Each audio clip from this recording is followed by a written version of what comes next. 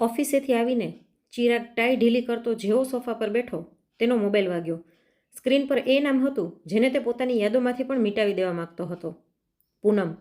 એક એવો ચહેરો જેને ન જોવાની કસમ ખાઈને તે આ શહેરમાં આવ્યો હતો. એક ક્ષણ માટે તેનો શ્વાસ અટકી ગયો. ચિરાગે ગુસ્સામાં લાલ બટન દબાવી દીધું. એક ઊંડો શ્વાસ લઈને તેણે પોતાની જાતને શાંત કરવાનો પ્રયાસ કર્યો જ હતો કે ફરીવાર ફોનની રિંગ વાગી. એ જ નામ. આ વખતે તેની ધીરજ ખૂટી ગઈ. તેણે ફોન ઉપાડ્યો અને ગુસ્સામાં બોલ્યો, શું છે? શું કામે ફોન કરે છે મને? સામેથી પૂનમનો અવાજ આવ્યો, ચિરાગ, મારે તમને મળવું છે. ચિરાગના મોઢેથી એક કડવી હસી નીકળી ગઈ. મળવું છે? તને યાદ પણ છે આપણે કોણ છીએ? આપણા છૂટાછેડા થઈ ગયા છે પૂનમ. હવે કોઈ સંબંધ બાકી નથી આપણી વચ્ચે. મને બધું જ યાદ છે, પણ તમે એક વખત અહીં આવી જાઓ મારા ઘરે, પૂનમ બોલી. હું શું કામે આવું? ચિરાગ ગુસ્સામાં બોલ્યો. તારા આપેલા ઘા ભરવામાં મને મહિના લાગી ગયા અને હવે તું ફરીથી? હું તમને બધું જ દેખાડવા માગું છું ચિરાગ, પૂનમે તેની વાત વચ્ચેથી કાપતા કહ્યું. દેખાડવા માંગે છે? ચિરાગ ચોંકી ગયો. પછી સખત અવાજમાં કહ્યું, જો પૂનમ, જે કંઈ પણ કહેવું છે ફોન પર જ કહી દે. હું ક્યાંય નથી આવવાનો. ના ચિરાગ, આ કંઈક એવી વાત છે જે હું ફોન પર ના કહી શકું. તમારે પોતાની આંખોથી જોવું પડશે. ચિરાગનું હૃદય જોરથી ધબકવા લાગ્યું. આખરે એવું શું છે? તે વિચારમાં પડી ગયો. પરંતુ પૂનમે જવાબ દેવાની બદલે ફોન કાપી નાખ્યો. રાત આખી ચિરાગ પડખા ફેરવતો રહ્યો. ક્યારેક મનમાં થતું કે ફાલતુની વાતોમાં ન પડવું જોઈએ, તો ક્યારેક મન કહેતું કે કમસે કમ એક વખત જઈને જોઈ લેવું જોઈએ કે આખરે શું બાબત છે. સવારે ઉઠતા જ ચિરાગે નક્કી કરી લીધું, જે પણ હોય એક વખત જઈને જોઈ જ લઉં તે શું દેખાડવા માંગે છે. તેણે ઓફિસમાંથી છુટ્ટી લીધી અને અમદાવાદ માટે ફ્લાઇટ બુક કરી નાખી. પ્લેનની બારીમાંથી બહાર જોતા તેનું દિમાગ વારંવાર તેને એ 4 વર્ષમાં પાછળ ખેંચી રહ્યું હતું જ્યારે તે અને પૂનમ બંને એક હતા. યાદ આવ્યા એ દિવસો જ્યારે પૂનમની હસીથી તેનું ઘર ગુંજી ઉઠતું હતું. તેના હાથેથી બનેલા ભોજનની સુગંધ આખા ઘરમાં મહેકતી હતી. જ્યારે ચિરાગ રાત્રે કામ પરથી પાછો આવતો તો પૂનમ બાલ્કનીમાં તેની રાહ જોતી મળતી હતી. એ નાની નાની વાતો, એ એકબીજાની ચિંતા, એ બધું જ કેટલું સારું હતું, કેટલું સાચું. તો પછી ભૂલ ક્યાં થઈ? એ પોતાને જ સવાલ કરી બેઠો. હકીકતમાં બધું જ બદલ્યું પૂનમની મમ્મીની બીમારી પછી. પૂનમને કોઈ ભાઈ નહોતો. પિતાનું અવસાન પણ થોડા વર્ષો પહેલાં જ થઈ ગયું હતું. મમ્મી એકલી હતી અને પૂનમ તેમનો એકમાત્ર આશરો. તે પોતાની મમ્મીની દેખભાળ માટે થોડા દિવસો મમ્મી પાસે રહેવા જતી રહી. શરૂઆતમાં તો ચિરાગે કોઈ વાંધો દર્શાવ્યો નહીં, પરંતુ ધીરે ધીરે તેને આ વાતથી ચીડ થવા લાગી. તેને પૂનમની કમી ખલતી હતી. તેનો ગુસ્સો ફોન પર નીકળવા લાગ્યો. ક્યાં સુધી રહીશ ત્યાં? આ પણ તારું જ ઘર છે, તારી જવાબદારીઓ છે. મમ્મીની હાલત ઠીક નથી ચિરાગ, થોડુંક સમજવાનો પ્રયાસ કરો. પૂનમના અવાજમાં એક લાચારી હતી, પરંતુ ચિરાગ તેની સ્થિતિને સમજવાનો ક્યારે પણ પ્રયાસ કરતો નહોતો. ચિરાગની જીદના કારણે તે પાછી આવી ગઈ, પરંતુ મમ્મીની હાલત હજી પણ એવી જ હતી. પૂનમે પોતાની મમ્મીને પોતાની સાથે રાખવાની વાત કહી, તો પણ ચિરાગે વાતને ટાળી નાખી. તે દરમિયાન તેણે કલ્પેશ પાસે મદદ લેવાનું વિચાર્યું. કલ્પેશ, પૂનમનો માનેલો ભાઈ, જે તેના જ મોહલ્લામાં પડોશમાં રહેતો હતો. મમ્મીની દવાઓથી લઈને ડૉક્ટર સુધી કલ્પેશ દરેક કામમાં તેની મદદ કરતો હતો. પૂનમ ઘણી વખત તેને ફોન કરતી અને અહીંથી જ ચિરાગના મનમાં શંકા પેદા થવા લાગી. ચિરાગનો પુરુષવાદી અહંકાર તેને એ માનવા નહોતો દઈ રહ્યો કે તેની પત્નીને બીજા કોઈ પુરુષની મદદની જરૂરત પડી શકે છે. તેને લાગવા લાગ્યું કે પૂનમ તેનાથી કંઈક છુપાવી રહી છે. આગલા દિવસે ફરી કલ્પેશ સાથે વાત થઈ તો ખબર પડી કે મમ્મીની હાલત ફરીવાર બગડવા લાગી છે. પૂનમ પાછી પોતાની મમ્મી પાસે આવી ગઈ. ચિરાગની શંકા હવે વધારે ઊંડી થતી ગઈ. તે ધીરે ધીરે તેમના પ્રેમની મજબૂત ઇમારતને નબળી કરી રહ્યો હતો. હવે તેના ફોન કોલમાં એક જાસૂસ જેવી પૂછતાછ થતી હતી. એક રાત્રે લગભગ 11 વાગે ચિરાગે પૂનમને ફોન કર્યો. ફોન વ્યસ્ત હતો. તેણે 2 મિનિટ પછી ફરી ફોન લગાડ્યો, ત્યારે પણ વ્યસ્ત. તેને મનમાં બળતરા થવા લાગી. 15 મિનિટ સુધી સતત પ્રયાસ કર્યા પછી જ્યારે ફોન લાગ્યો તો ચિરાગનો ગુસ્સો ફાટી નીકળ્યો. કોની સાથે આટલી લાંબી વાતો કરી રહી હતી અડધી રાત્રે? તેના અવાજમાં તેજાબ ભળેલું હતું. પૂનમ આખા દિવસની ભાગદોડ અને મમ્મીની સેવાથી ખૂબ જ થાકી ગઈ હતી. ચિરાગ કલ્પેશભાઈને ફોન કર્યો હતો. મમ્મીની સવારની દવાઓ ખતમ થઈ ગઈ હતી, એ જ લખાવી રહી હતી. પછી પૂનમે કલ્પેશના વખાણ કરતાં કહ્યું, એ ના હોત તો ખબર નહીં હું મમ્મીને કઈ રીતે સંભાળત. આટલું સાંભળીને ચિરાગની અંદર જાણે આગ લાગી ગઈ. દવાઓ લખાવી રહી હતી? ચિરાગ ઝેરીલી હસી હસ્યો. રાતના 11 વાગે દવાઓ યાદ આવી રહી છે કે દવાના બહાને કંઈક બીજું જ ચાલી રહ્યું છે? મને બધું સમજાય છે પૂનમ. પૂનમની આંખમાં આંસુ આવી ગયા. તમે શું કહી રહ્યા છો ચિરાગ? મારા પર શંકા કરી રહ્યા છો? શંકા નહીં, વિશ્વાસ છે મને, ચિરાગે રાડ પાડી. હું અહીં તારી રાહ જોઈ રહ્યો છું અને તું ત્યાં બીજા કોઈની સાથે. વાત અધૂરી મૂકીને તેણે ફોન કાપી નાખ્યો. એ રાત્રે પૂનમ સૂઈ ના શકી. જે પતિના પ્રેમ ઉપર તેને અભિમાન હતું, આજે તેણે જ તેના ચરિત્ર પર એવો દાગ લગાડી નાખ્યો હતો જેને ધોવો અશક્ય હતો. આગલા દિવસે ચિરાગ જાણ કર્યા વગર પૂનમના પિયર પહોંચી ગયો. તે એને રંગે હાથ પકડવા માગતો હતો. જ્યારે તે ત્યાં પહોંચ્યો તો દરવાજો ખુલ્લો જ હતો. તેણે અંદર પગ મૂક્યો તો તેના પગ નીચેની જમીન સરકી ગઈ. સામે એક સોફા પર પૂનમ બેઠી હતી અને તેની બાજુના સોફા પર કલ્પેશ. પૂનમના હાથમાં ચાનો કપ હતો અને તે કલ્પેશ સાથે કંઈક વાત કરી રહી હતી. ચિરાગને જોઈને બંને ચોંકી ગયા.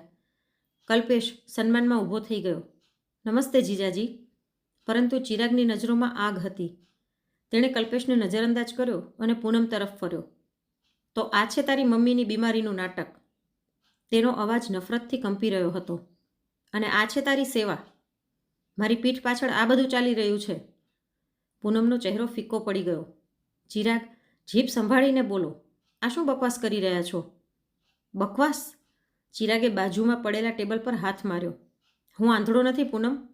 જે માણસ માટે તે મને અને મારા ઘરને ભૂલાવી નાખ્યા, આજે એની સાથે અહીં મજા કરી રહી છો? આ શબ્દ પૂનમના આત્મસન્માનને છિન્ન કરવા માટે ઘણા હતા. તેની આંખમાંથી આંસુ વહેવા લાગ્યા. પરંતુ તેના અવાજમાં હવે પીડા નહીં, નફરત હતી. છી ચિરાગ, તમારા વિચાર કેટલા હલકા છે. મેં ક્યારેય નહોતું વિચાર્યું જે માણસે એક ભાઈની જેમ આ મુશ્કેલ સમયમાં મારો સાથ આપ્યો, તમે એનું નામ મારી સાથે જોડી રહ્યા છો. લાનત છે આવી વિચારસરણી પર. પૂનમનો અવાજ કંપી રહ્યો હતો. બસ બહુ થઈ ગયું ભાઈ બહેનનું આ નાટક. ચિરાગે નિર્ણય સંભળાવી દીધો. આ સંબંધ આજે અત્યારે જ ખતમ થાય છે. રૂમમાં શાંતિ છવાઈ ગઈ. પૂનમ પથ્થરની જેમ જળવત ઊભી રહી. તેણે ફક્ત એટલું કહ્યું, ઠીક છે. રૂમમાં એક ઠંડી શાંતિ છવાઈ ગઈ. કલ્પેશ, જે આ તોફાનની વચ્ચે પોતાને ફસાયેલો અનુભવી રહ્યો હતો, ધીરેથી બોલ્યો, જીજાજી, તમે ખોટું સમજી રહ્યા છો. પૂનમ મારી બહેન જેવી છે. ચૂપ રહે તું. ચિરાગ તેની તરફ એ રીતે ફર્યો જાણે તેને ત્યાં જ મારી નાખશે. તારા કારણે મારું ઘર તૂટ્યું છે અને તું મને સમજાવી રહ્યો છે? ત્યારે અંદરના રૂમથી પૂનમની મમ્મીનો કમજોર અવાજ આવ્યો. પૂનમ, બેટા શું થયું? કોણ રાડો પાડી રહ્યું છે? પૂનમની આંખોમાંથી વહેતા આંસુ અચાનક સુકાઈ ગયા. તેના અવાજમાં હવે પીડા નહીં, પરંતુ એક દ્રઢતા હતી. તેણે ચિરાગની આંખોમાં આંખો નાખીને કહ્યું, હવે કંઈ પણ સમજાવવાની જરૂરત નથી કલ્પેશભાઈ. જેને હકીકત જોવી જ નથી તેને કોઈ કંઈ નથી દેખાડી શકતું. ચિરાગને આશા હતી કે પૂનમ રડશે, આજીજી કરશે, તેને મનાવવાનો પ્રયાસ કરશે. પરંતુ તેની આંખોમાં દેખાઈ રહેલી નફરતે ચિરાગના અહંકારને વધારે ભડકાવી નાખ્યો. તે કંઈ પણ કહ્યા વગર દરવાજો પછાડીને ત્યાંથી નીકળી ગયો.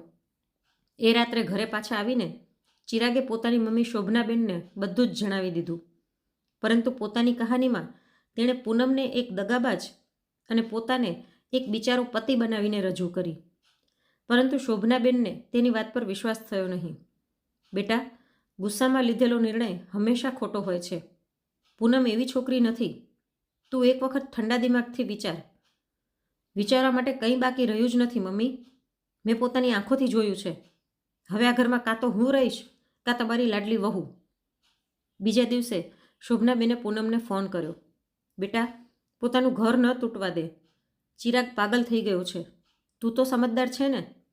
એક વખત પાછી આવી જા, બધું જ ઠીક થઈ જશે. સામેથી પૂનમ થોડીવાર માટે ચૂપ રહી. પછી બોલી, મમ્મી, જે સંબંધમાં માન સન્માન જ ન બચ્યું હોય તેને જોડીને શું મળશે? તેમણે મારા ચારિત્ર્ય પર સવાલ ઉપાડ્યો છે. હું બધું જ સહન કરી શકું છું, પણ પોતાના આત્મસન્માન સાથે સમાધાન નહીં કરી શકું. હવે કંઈ પણ ઠીક નહીં થઈ શકે. બંને પરિવારોએ સંબંધ બચાવવાના ઘણા પ્રયાસ કર્યા, પરંતુ ચિરાગ પોતાના અહંકારમાં અને પૂનમ પોતાના સ્વાભિમાનની લડાઈમાં અડગ રહી. ન્યાયાલયમાં તેઓ છેલ્લી વખત મળ્યા અને હંમેશા માટે તેમના રસ્તા અલગ થઈ ગયા. જે સંબંધને તેમણે સપ્તપદી સાથે જોડ્યો હતો તે એક ક્ષણમાં કાયદાકીય રીતે ખતમ થઈ ગયો. ત્યાર પછી ચિરાગ હંમેશા માટે બોમ્બે જતો રહ્યો. ભૂતકાળમાં ખોવાયેલા ચિરાગના કાનમાં અવાજ ગુંજ્યો, ladies and gentlemen, we are about to land in Bombay. Bombay airport પર ઉતરતા જ ચિરાગ પહેલાંથી બુક કરાવેલી પોતાની કાર તરફ આગળ વધ્યો. ડ્રાઈવરે દરવાજો ખોલ્યો અને ચિરાગ પાછળની સીટ પર એવી રીતે બેઠો જાણે કોઈ બાદશાહ પોતાના સલ્તનતમાં પાછો આવી રહ્યો હોય. તેણે પોતાની મોંઘી ઘડિયાળ પર નજર નાખી, અરીસામાં પોતાનો ચહેરો જોયો અને મનમાં ને મનમાં હસ્યો. આજે પૂનમ જોશે કે તેણે શું ખોયું છે. તેના વગર ચિરાગ કેટલો મોટો માણસ બની ગયો છે. તેણે ચહેરા પર એક ખોટી પરંતુ આત્મવિશ્વાસ ભરેલી મુસ્કાન સજાવી લીધી. તેણે મોબાઈલમાં પૂનમ દ્વારા મોકલવામાં આવેલું એડ્રેસ જોયું. એડ્રેસ નવું હતું, તો મેડમે ઘર પણ બદલી લીધું. ચિરાગના મનમાં એક કડવાહટ ઉભરી આવી. ભાડા પર એક રૂમ લઈ લીધો હશે, નહીંતર તેની ક્યાં ઓકાત, એ મનમાં ને મનમાં બળબડ્યો. ટેક્સી એક શાનદાર 3 માળના ઘર સામે ઊભી રહી. ઘરની બહાર પૂનમ કિચનનું એક સુંદર બોર્ડ લાગેલું હતું. ચિરાગ થોડીવાર માટે હેરાન રહી ગયો. આ શું છે? પૂનમે કોઈ કામ શરૂ કરી નાખ્યું? તેણે ઊંડો શ્વાસ લીધો અને ગેટ પર લાગેલી ઘંટડી વગાડી. તેનું હૃદય તો જોર જોરથી ધબકી રહ્યું હતું, પરંતુ ચહેરા ઉપર તેણે ઘમંડનું નકાબ ચડાવી રાખ્યું હતું. દરવાજો એક છોકરીએ ખોલ્યો, જેણે સરસ ચોખ્ખો યુનિફોર્મ પહેરી રાખ્યો હતો. જી કહો. પૂનમને મળવું છે મારે, ચિરાગે ભારી અવાજમાં કહ્યું. છોકરી તેને અંદર લઈ આવી અને ડ્રોઈંગ રૂમમાં બેસાડીને જતી રહી. ચિરાગે ચારે તરફ નજર ફેરવી. ડ્રોઈંગ રૂમની આગળ એક મોટો હોલ હતો, જેને એક પ્રોફેશનલ કિચનમાં બદલી નાખવામાં આવ્યો હતો. ત્યાં 8-10 મહિલાઓ ઝડપથી કામ કરી રહી હતી. કોઈ શાક સુધારી રહ્યું હતું, કોઈ રોટલી વણી રહ્યું હતું, તો કોઈ ટિફિન પેક કરી રહ્યું હતું. હવામાં મસાલાઓની સુગંધ અને કામની ભાગદોડનો અવાજ હતો. આ નજારો કોઈ બિઝનેસ હબ જેવો હતો, જ્યાં મોટા પાયે જમવાનું બનતું હોય. આ બધું જોઈને ચિરાગ હેરાન હતો. ત્યારે કોઈકનો અવાજ આવ્યો, મમતા, આ 100 ટિફિન ગુપ્તા એન્ડ સન્સની ઓફિસ પહોંચાડવાના છે, જલ્દી કરો. ચિરાગે અવાજની દિશામાં જોયું. સામે પૂનમ ઊભી હતી. એ જ પૂનમ, પરંતુ આજે તે બિલકુલ અલગ લાગી રહી હતી. તેણે એક સુંદર બ્લુ કલરની સિલ્કની સાડી પહેરેલી હતી, જેની ઉપર તેણે એક સફેદ એપ્રન બાંધેલું હતું અને ચહેરા પર થાકની બદલે એક અનોખો તેજ હતો. તે પહેલાં કરતાં ક્યાંય વધારે સુંદર લાગી રહી હતી. તેણે ચિરાગને જોયો. તેના હોઠ પર એક હળવી રહસ્યમય મુસ્કાન હતી, જેમાં એક ઊંડો રાઝ છુપાયેલો હતો. તેનો આત્મવિશ્વાસ ચિરાગને અસહજ કરી ગયો. આવી ગયા તમે? તેનો અવાજ બિલકુલ શાંત હતો, પરંતુ ચિરાગને એ શાંતિમાં એક તોફાનનો અંદેશો થયો. સારું થયું. ચિરાગ થોડીવાર માટે ચૂપ ઊભો રહ્યો. પૂનમે પોતાનું એપ્રન ઉતાર્યું અને હાથ લૂછ્યા. પછી ત્યાં સોફાની સામે રાખેલી ખુરશી પર બેસી ગઈ. તેની આંખોમાં એક અજીબ સંયમ હતો. બેસો, પૂનમે ઇશારો કર્યો. લાંબી મુસાફરી રહી હશે. ચિરાગે પોતાનું સૂટ ઠીક કર્યું અને સોફા પર બેસતા બોલ્યો, હા, આમ તો મારા માટે બોમ્બેથી અમદાવાદ આવવું કોઈ મુશ્કેલ વાત નથી. બિઝનેસ ક્લાસમાં મુસાફરી કરું છું. પૂનમે તેની વાત સાંભળી, પરંતુ તેના ચહેરા પર કોઈ પ્રભાવ આવ્યો નહીં. સારું છે, તેણે ફક્ત એટલું જ કહ્યું. આ પ્રતિસાદ ચિરાગની આશા કરતાં બિલકુલ ઊંધો હતો. એ ઈચ્છતો હતો કે પૂનમ પ્રભાવિત થાય, તેનાથી જલન અનુભવે, અથવા કમસે કમ કોઈ તો ભાવ દેખાડે, પરંતુ તેને કોઈ ફરક જ પડ્યો નહીં. આ બધું શું છે? ચિરાગે ચારે તરફ જોતા પૂછ્યું. ક્યારથી? મતલબ આ બિઝનેસ? પૂનમે હળવી મુસ્કાન આપી. તમારાથી અલગ થયા પછીથી. પહેલાં ફક્ત 8-10 લોકો માટે ટિફિન બનાવતી હતી. હવે રોજના લગભગ 350 ટિફિન નીકળે છે. અમદાવાદની 3 કંપનીઓનો કોન્ટ્રાક્ટ છે મારી પાસે. ચિરાગને હવે જલન થવા લાગી. તેની અલગ થયેલી પત્ની આજે તેના કરતાં ક્યાંય વધારે સફળ અને ખુશ દેખાઈ રહી હતી. તો એટલા માટે બોલાવ્યો છે. પોતાની સફળતા દેખાડવા માટે? ચિરાગના અવાજમાં હવે ચીડચીડાપણું સાફ દેખાઈ રહ્યું હતું. પૂનમે માથું હલાવ્યું. ના ચિરાગ, જે દેખાડવાનું હતું એ હજી બાકી છે. તેના અવાજમાં એક ગંભીરતા આવી ગઈ. તે ઉપરના રૂમમાં છે. આ સાંભળીને ચિરાગના હૃદયના ધબકારા તેજ થઈ ગયા. શું છે ઉપર? પૂનમ ઊભી થઈ ગઈ. ચાલો તમને દેખાડું. ચિરાગનું અભિમાન હવે ડરમાં બદલાવા લાગ્યું હતું. હું અહીં જ ઠીક છું, ચિરાગે અચકાતા કહ્યું. જે વાત કરવી છે અહીં જ કરી લઈએ. હું ઉપર નથી જવાનો. પૂનમે તેની આંખોમાં આંખો નાખી. ચિરાગ, જ્યારે આટલી દૂર આવી જ ગયા છો તો થોડા ડગલા વધારે. જે આજે હું તમને દેખાડીશ ને તે જોયા પછી કદાચ તમને તમારી મિલકત, રૂપિયા, સંપત્તિ, રૂઆબ બધું જ અર્થહીન લાગશે. તેણે દરવાજા તરફ ઇશારો કર્યો. ચાલો મારી સાથે. ચિરાગનું હૃદય જોરથી ધબકી રહ્યું હતું. પૂનમના અવાજમાં એક એવી હકીકત હતી જે તેને ડરાવી પણ રહી હતી અને પોતાની તરફ ખેંચી પણ રહી હતી. તે ન ઈચ્છવા છતાં પણ એક સંમોહિત વ્યક્તિની જેમ તેની પાછળ પાછળ ચાલી નીકળ્યો, સીડીઓ તરફ, એ અજાણ્યા સ્થળ તરફ જે તેના હોશ ઉડાડવાના હતા. ઉપરના માળનો નજારો નીચે કરતાં બિલકુલ અલગ હતો. અહીં એક નીરવ શાંતિ હતી. પૂનમ એક બંધ દરવાજાની સામે આવીને અટકી ગઈ. તેણે દરવાજા પર હાથ રાખ્યો પરંતુ તેને ખોલ્યો નહીં. તે ફરી અને તેણે એક નજર ચિરાગ પર નાખી.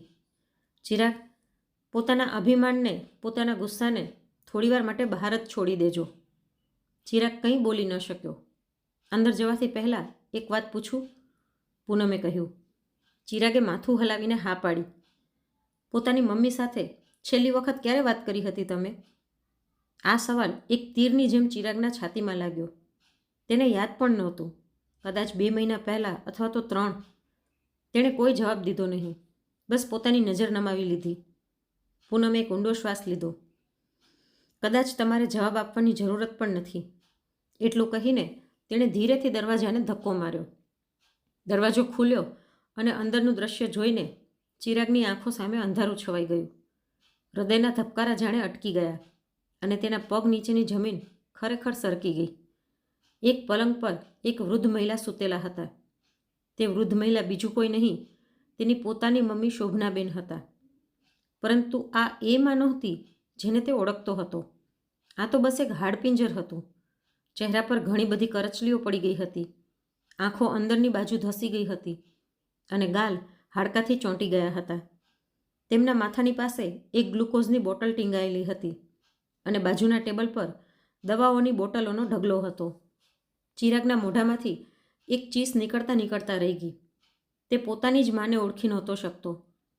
મમ્મી? ધીરેથી તેનો અવાજ નીકળ્યો. પોતાના દીકરાને સામે જોઈને શોભનાબેનની આંખોમાં એક ક્ષણ માટે ચમક આવી, પરંતુ આગલી જ ક્ષણે એ ચમક આંસુઓમાં બદલી ગઈ. એ પલંગ પર ટેકો લઈને બેસી ગયા. ચિરાગ, બેટા તું? તેમનો અવાજ એટલો ધીમો હતો જાણે મીલો દૂરથી આવી રહ્યો હોય. ચિરાગ સ્તબ્ધ ઊભો હતો. તેનું દિમાગ કામ નહોતું કરી રહ્યું.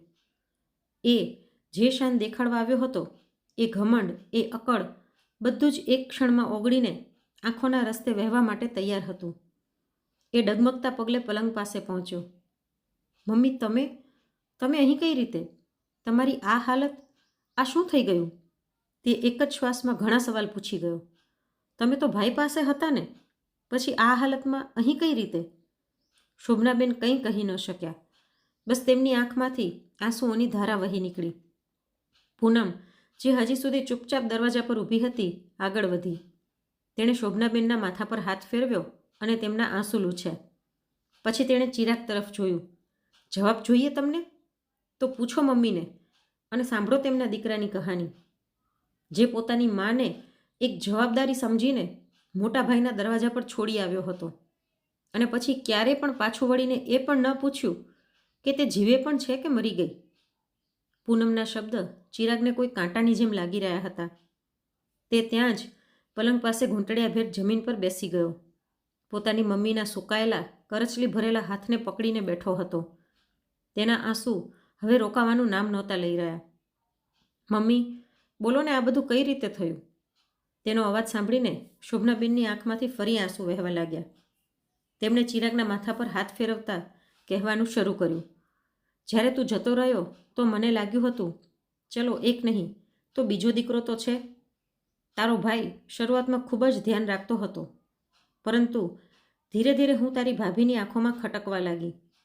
તેને મારું ત્યાં રહેવું બોજ લાગવા લાગ્યું. તેની વાતો કાંટાની જેમ મારા મનમાં લાગતી હતી. ક્યારેક કહેતી, મમ્મી તમે તો આખો દિવસ પલંગ પર જ પડ્યા રહો છો.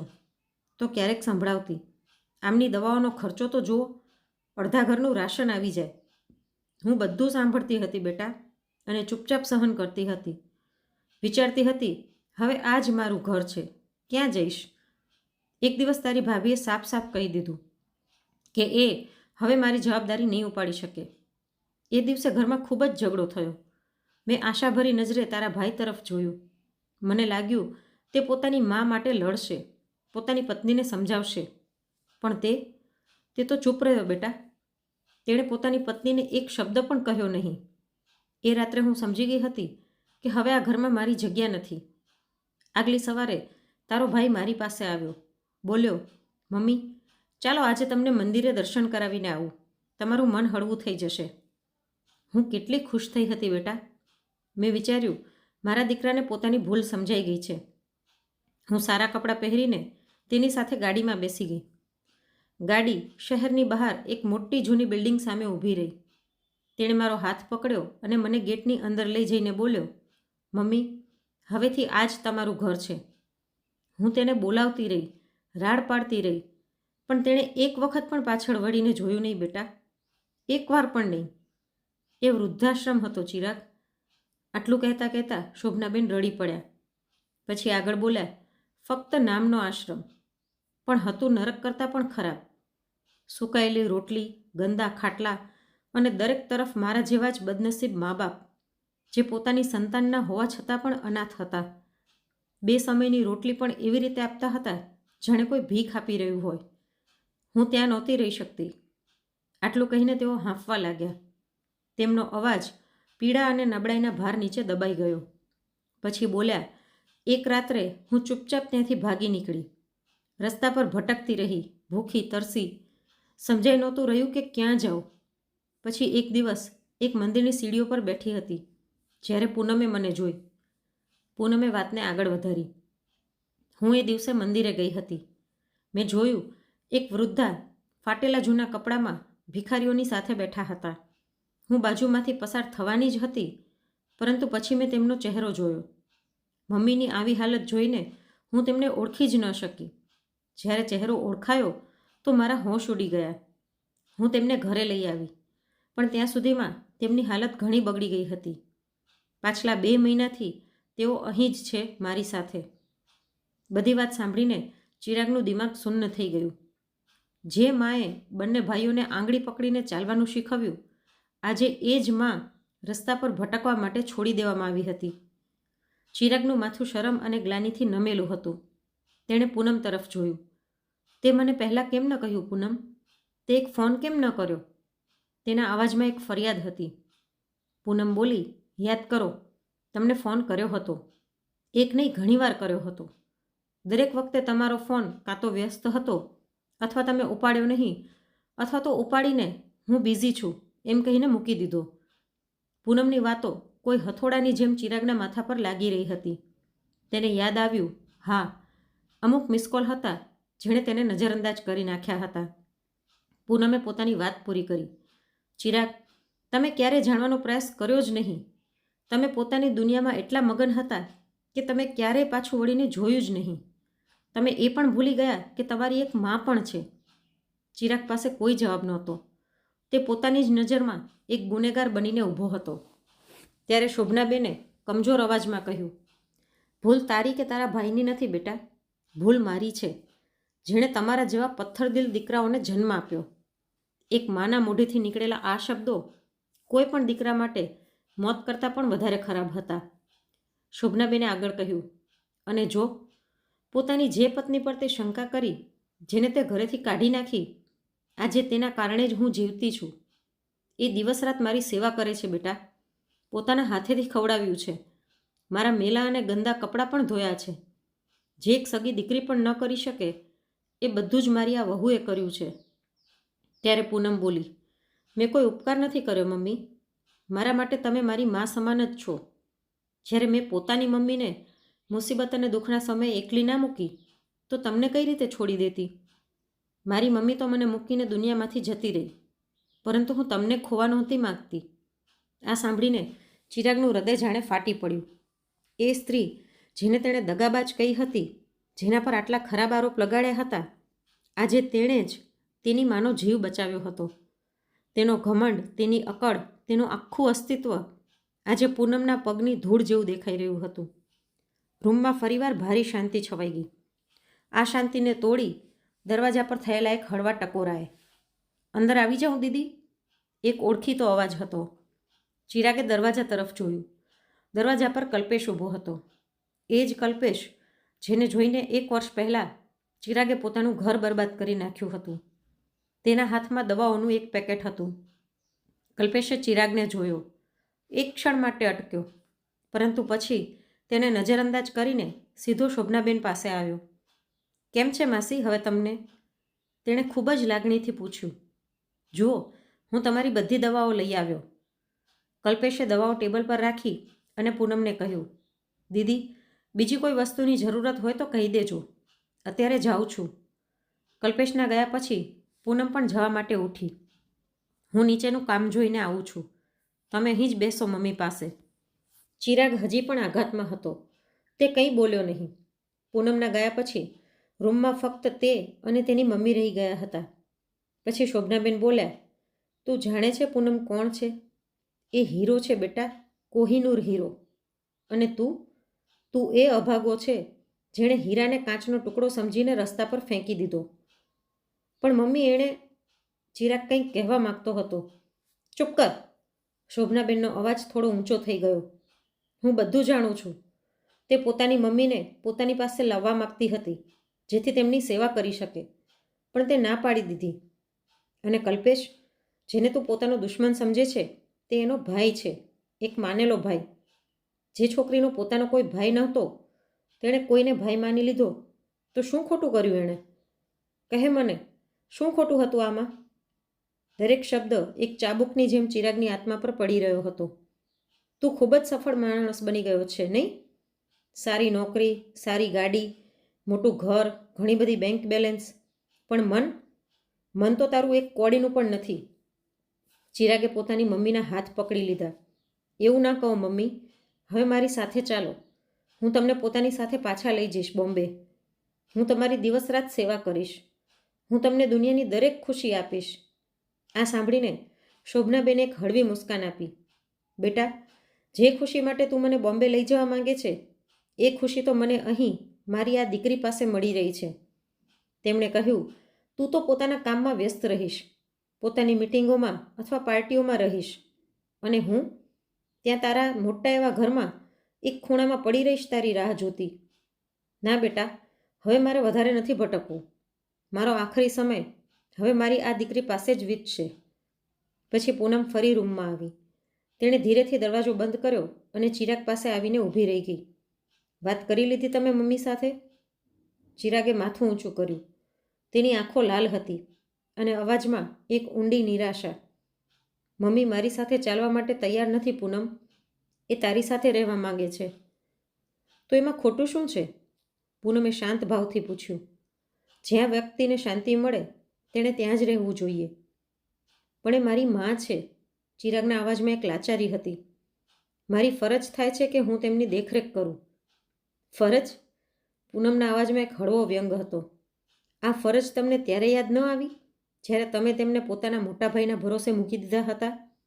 અથવા તો ત્યારે જ્યારે મહિનાઓ સુધી તમે એકવાર પણ ફોન કરીને તેમના હાલચાલ ના પૂછ્યા? ફરજ ફક્ત એક શબ્દ નથી હોતો ચિરાગ, તેને નિભાવવી પડે છે. ચિરાગ પાસે કોઈ જવાબ નહોતો. એ ચૂપચાપ માથું નમાવીને ઊભો રહ્યો. પૂનમે એક ઊંડો શ્વાસ લીધો.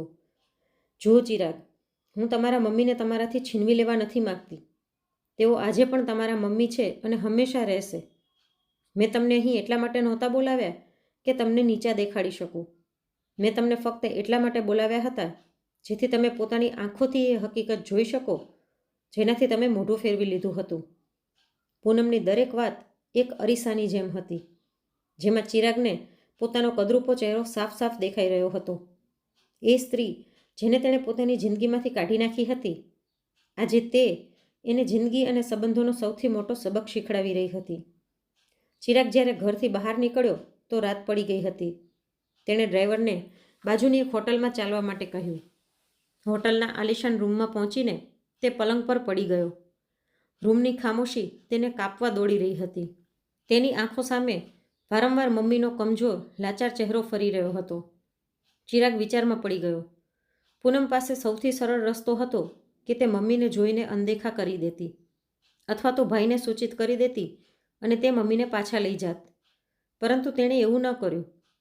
તે એકલી સ્ત્રી થઈને પોતાની પૂર્વ સાસુને ઘરે લઈ આવી અને એક દીકરીની ફરજ નિભાવી. હવે તેને મહેસૂસ થવા લાગ્યું કે તેણે પૂનમ ઉપર જે આરોપ લગાડ્યા હતા તે બધા જ પાયા વિહોણા હતા અને તેની પોતાની ખોટી વિચારસરણીનું પરિણામ હતું. અને કલ્પેશ, તેની નજરોમાં પૂનમ માટે ફક્ત અને ફક્ત માન જ હતું. કેટલો સારો માણસ છે તે. વિચારતા વિચારતા તે ઊભો થયો અને બારી પાસે જઈને ઊભો રહી ગયો. નીચે શહેરની લાઇટો ઝગમગાવી રહી હતી. લોકો પોતાની જિંદગીમાં મગન હતા, પરંતુ ચિરાગને લાગી રહ્યું હતું જાણે તે દુનિયાનો સૌથી એકલો અને હારેલો વ્યક્તિ છે. તેણે પોતાની જિંદગીમાં શું મેળવ્યું? રૂપિયા, નામ, એક મોટું પરંતુ ખાલી ઘર. અને શું ખોયું? એક પ્રેમ કરવાવાળી નેકદિલ પત્ની, એક મમતામયી મા અને સૌથી વધીને પોતાનું આત્મસન્માન. રાત આખી તે જાગતો રહ્યો, પોતાના ભૂતકાળ અને વર્તમાનની વચ્ચે ઝૂલતો રહ્યો. તેણે પોતાની ભૂલોને, પોતાના અહંકારને, પોતાના હલકા વિચારને, દરેક વસ્તુને પોતાની આંખોની સામે તોલી જોઈ. અને સવારે જ્યારે સૂરજની પહેલી કિરણ રૂમમાં દાખલ થઈ તો ચિરાગ એક નિર્ણય લઈ ચૂક્યો હતો. એક એવો નિર્ણય જે કદાચ તેની જિંદગીને એક નવો વળાંક આપવાનો હતો. તે હવે ભાગવા નહોતો માગતો. તે પોતાની ભૂલોને સ્વીકારવા માગતો હતો અને તેને સુધારવા માટે એક છેલ્લો પ્રયાસ કરવા માગતો હતો. ભલે તેના માટે થઈને તેને કંઈ પણ કેમ ન કરવું પડે. સવારે ચિરાગ હોટલથી સીધો પૂનમના ઘરે પહોંચ્યો. તેના ચહેરા પર હવે અભિમાનને બદલે એક ઊંડી ઉદાસી અને આંખોમાં સાચો પશ્ચાતાપ હતો. તે હિંમત કરીને અંદર આવ્યો. સામે પૂનમ ઊભી હતી. હું મમ્મીને મળવા આવ્યો છું, ચિરાગ બોલ્યો. તો પૂનમે જવાબમાં કહ્યું, મમ્મી તો સૂતા છે. કંઈ વાંધો નહીં, હું રાહ જોઈ લઈશ, ચિરાગે કહ્યું. અને ત્યાં રસોડાના ખૂણામાં રાખેલી એક ખુરશી પર ચૂપચાપ બેસી ગયો. કલાકો વીતી ગયા. ચિરાગ ત્યાં જ બેઠો રહ્યો, ચૂપચાપ. તે પૂનમને કામ કરતા જોઈ રહ્યો હતો. તે પોતાની ટીમને નિર્દેશ આપી રહી હતી અને દરેક કામને પૂરી લગનથી કરી રહી હતી. આજે તેને એ પૂનમ દેખાઈ રહી હતી જેને તેણે ક્યારેય પણ જોવાનો પ્રયાસ જ કર્યો નહોતો. એક મજબૂત, આત્મનિર્ભર અને દયાળુ સ્ત્રી. બપોરે જ્યારે શોભનાબેનની નીંદર ખુલી તો ચિરાગ તેમની પાસે ગયો અને કંઈ પણ કહ્યા વગર ધીરે ધીરે તેમના પગ દબાવવા લાગ્યો. શોભનાબેન પણ પોતાના દીકરાની આંખોમાં પશ્ચાતાપની સાચી આગ જોઈ શકતા હતા. તે દિવસે ચિરાગ સાંજ સુધી પોતાની મમ્મીની સેવા કરતો રહ્યો. પોતાના હાથેથી તેમને સૂપ પીવડાવ્યું, તેમની દવાઓનું ધ્યાન રાખ્યું. આ જ ઘટનાક્રમ આગલા 2 દિવસ સુધી ચાલતો રહ્યો. ચિરાગ રોજ સવારે આવતો અને સાંજ સુધી પોતાની મમ્મીની સેવામાં લાગેલો રહેતો. તે ના વધારે બોલતો, ન કોઈ કામમાં દખલ દેતો. તે પૂનમના ઘરમાં એક પારકાની જેમ રહેતો. પૂનમ પણ ચૂપચાપ આ બધું જોતી રહી. તે બંનેની વચ્ચે એક લાંબી, ઊંડી ખામોશી હતી. એક દિવસ જ્યારે ચિરાગ મમ્મીના રૂમમાં હતો તો પૂનમ તેના માટે ચા લઈને આવી. ચિરાગે સહેજ સંકોચ સાથે ચાનો કપ લઈ લીધો અને ધીરેથી કહ્યું, થેન્ક યુ. પૂનમે કોઈ જવાબ આપ્યો નહીં, બસ ત્યાં જ ઊભી રહી. પછી તેણે પૂછ્યું, બોમ્બે પાછું નથી જવાનું? તમારે કામ હશે. ચિરાગે માથું નમાવી લીધું. મેં મારી ઓફિસમાં 1 મહિનાની છુટ્ટી લઈ લીધી છે. જ્યાં સુધી મમ્મી ઠીક નહીં થઈ જાય હું અહીં જ રહીશ. આ સાંભળીને પૂનમની આંખોમાં એક ક્ષણ માટે હેરાનીનો ભાવ આવ્યો. તમારે એવું કરવાની જરૂરત નથી, પૂનમે કહ્યું. હું મમ્મીનું ધ્યાન રાખી રહી છું. ચિરાગ બોલ્યો, હું જાણું છું, પણ જે કામ એક દીકરાએ કરવું જોઈએ તે હું હજી સુધી નથી કરી શક્યો. હવે મને તે કરવા દે પૂનમ, પ્લીઝ. મને મારી ભૂલ સુધારવાની એક તક આપી દે. હવે પૂનમ કંઈ બોલી ન શકી. તે બંને વચ્ચેની ઠંડી ખામોશી આજે પહેલી વખત તૂટી હતી. ચિરાગે આજે ફક્ત પોતાની મમ્મીની સેવા જ નહોતી કરી, પરંતુ તે પૂનમના ઘરના નાના મોટા કામોમાં પણ મદદ કરી રહ્યો હતો. કોઈ ભારે સામાન ઉપાડવો પડ્યો તો તે મદદ માટે આગળ આવી ગયો. જો બજારથી કોઈ સામાન લાવવાની જરૂરત પડી તો તે લઈ આવ્યો. બપોરે પૂનમે જોયું કે તેના રસોડાની સિંક જામ થઈ ગઈ છે. પ્લમ્બરને આવવામાં વાર હતી અને કામ અટકી ગયું હતું. ચિરાગે આ જોયું તો તે પોતે જ સાધન લઈને તેને ઠીક કરવામાં લાગી ગયો. 2 કલાકની મહેનત પછી જ્યારે સિંક ઠીક થઈ ગઈ તો ચિરાગના કપડાં અને હાથ પૂરી રીતે ગંદા થઈ ગયા હતા. પૂનમ તેને જોતી રહી ગઈ. આ એ જ ચિરાગ હતો જે ક્યારેય પોતાના કપડાં પણ કબાટમાંથી પોતે નીકાળતો નહોતો, જેને પોતાના કપડાં પર એક નાનકડો દાગ પણ સહન નહોતો થતો. આજે એ જ માણસ કોઈ પણ સંકોચ વગર ગંદા પાણીમાં હાથ નાખીને સિંક સાફ કરી રહ્યો હતો. જ્યારે ચિરાગે હાથ ધોઈને પૂનમ તરફ જોયું તો પૂનમની આંખોમાં આંસુ હતા. આ બધું કરવાની જરૂરત નથી ચિરાગ, તેણે ધીમા અવાજે કહ્યું. જરૂર છે પૂનમ, ઘણી જરૂર છે. મેં તને ઘણા દુઃખ આપ્યા છે. હું તે દુઃખોને ઓછા તો ના કરી શકું, પરંતુ પશ્ચાતાપ તો કરી શકું ને. પૂનમને પહેલી વખત લાગ્યું કે ચિરાગ હકીકતમાં બદલાઈ રહ્યો છે. તેનું અભિમાન, તેની અકડ બધું જ પીગળીને એક સારા માણસના રૂપમાં ઢળી રહ્યું હતું. એક એવો માણસ જે પોતાની ભૂલોને સ્વીકારી ચૂક્યો હતો અને તેને સુધારવા માટે કોઈ પણ હદ સુધી જવા માટે તૈયાર હતો. આગલી સવારે સૂરજની કિરણો ઘરમાં એક નવી આશા લઈને દાખલ થઈ. ચિરાગ મમ્મીના રૂમમાં જવાનો જ હતો કે ત્યારે દરવાજા પર ઘંટડી વાગી. એ સમયે કલ્પેશ કોઈ કામથી ઘરે આવ્યો. તે રસોડામાં પૂનમ સાથે કંઈક વાત કરી રહ્યો હતો ત્યારે ચિરાગે તેને જોયો. એક ક્ષણ માટે ચિરાગના પગ અટકી ગયા. તેનો ભૂતકાળ ફરીવાર આંખોની સામે ફરી ગયો. તેણે હિંમત ભેગી કરી અને કલ્પેશને અવાજ દીધો. કલ્પેશ, શું હું તારી સાથે 2 મિનિટ વાત કરી શકું? કલ્પેશ અને પૂનમ બંને ચોંકી ગયા. કલ્પેશ સહેજ અચકાતો ડ્રોઈંગ રૂમમાં આવ્યો. ચિરાગ તેની સામે ઊભો હતો, પરંતુ તેની નજરો નીચી હતી. હું જાણું છું કે માફી માંગવાથી મારા કરેલા અપરાધ ઓછા નહીં થઈ જાય, પરંતુ આજે હું તમારા બંનેની સામે પોતાના તે દરેક શબ્દ માટે માફી માંગુ છું જે મેં તમારા સંબંધ પર કીચડ ઉછાળવા માટે કહ્યા હતા. તેણે કલ્પેશની આંખોમાં જોઈને કહ્યું. કલ્પેશ, મેં પોતાની અસુરક્ષા અને પોતાના ઘમંડમાં આંધળા થઈને તારા પર કેટલા ખરાબ આરોપ લગાડ્યા, પણ તું એક ભાઈની જેમ હંમેશા પૂનમ અને મારી મમ્મી સાથે ઊભો રહ્યો અને મેં તને ખરાબ સમજ્યો. જો થઈ શકે તો પોતાના આ ગુનેગાર ભાઈને માફ કરી દેજે. પછી તે પૂનમ તરફ ફર્યો. તેની આંખોમાંથી આંસુ વહી રહ્યા હતા. અને પૂનમ, હું સાચા મનથી તારી પાસે માફી માંગુ છું. ત્યારે પૂનમ બોલી, અમુક ભૂલો માફીને લાયક નથી હોતી. હું આજે પણ એ દિવસ નથી ભૂલી શકી જ્યારે તમે ભરેલી અદાલતમાં કહ્યું હતું કે તમે મારી સાથે એક ક્ષણ પણ નથી રહેવા માગતા, કેમ કે હું એક ચરિત્રહીન સ્ત્રી છું. હવે ચિરાગ એકદમથી રોઈ પડ્યો. હું જાણું છું મેં તારા આત્મસન્માનને ઠેસ પહોંચાડી છે. કદાચ તેની ભરપાઈ હું આજીવન નહીં કરી શકું, પણ આજે ખરેખર મને પોતાની ભૂલનો અહેસાસ છે. રૂમમાં એક ઊંડી શાંતિ છવાઈ ગઈ.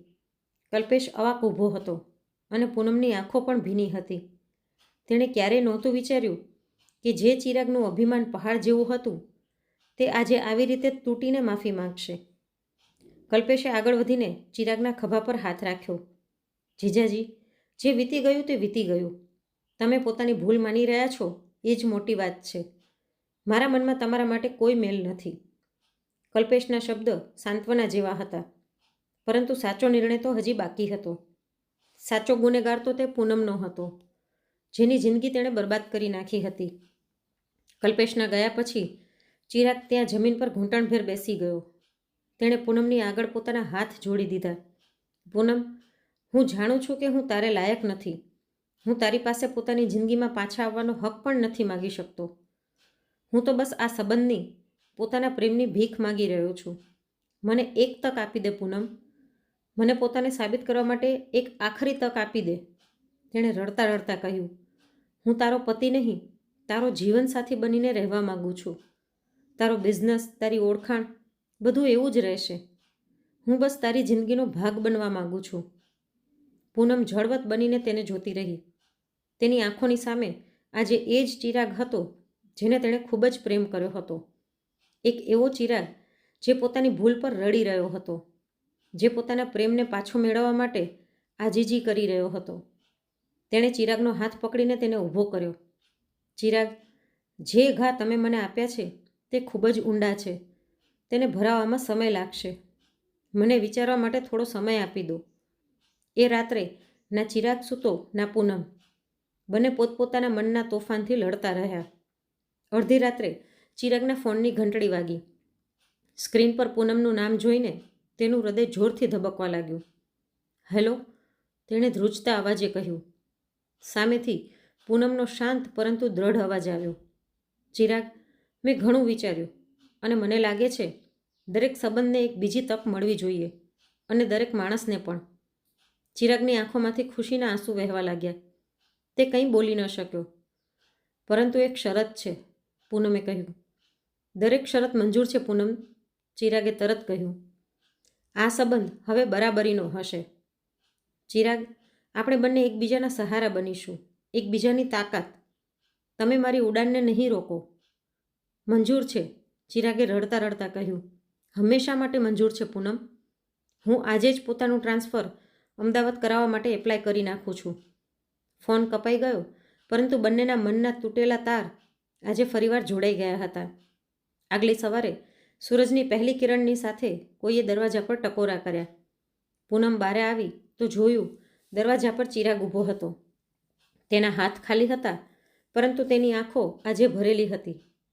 તેમાં સાચો પ્રેમ હતો અને પૂર્ણ સમર્પણ હતું. અંદર આવતા જ એ પૂનમની સામે ઘૂંટણભીર બેસી ગયો અને બસ એટલું જ કહી શક્યો. તારા વગર મારી જિંદગી અધૂરી છે. હું તને ફરી ક્યારેય ખોવા નથી માગતો. ભરી આંખે પૂનમે તેને ઊભો કર્યો અને ગળે લગાવી લીધો. ભાવનાઓના બધા જ બંધ એકસાથે તૂટી ગયા અને બંને રડવા લાગ્યા. તો મિત્રો, આ વાર્તા પરથી આપણને શીખવા મળે છે કે પતિ અને પત્ની બંને સમાન છે. પતિએ ક્યારેય પણ પત્નીને પોતાની ગુલામ કે પોતાનાથી નીચી ન સમજવી જોઈએ. તો મિત્રો, અંતમાં પૂનમે જે નિર્ણય લીધો એ બરાબર હતો કે નહીં, પોતાનું મંતવ્ય કોમેન્ટમાં જરૂરથી જણાવજો. અને આજની વાર્તા ગમી હોય તો લાઈક કરીને વધુમાં વધુ શેર પણ કરજો. અને આવી જ અવનવી વાર્તા સાંભળવા માટે ચેનલને સબસ્ક્રાઈબ જરૂરથી કરજો.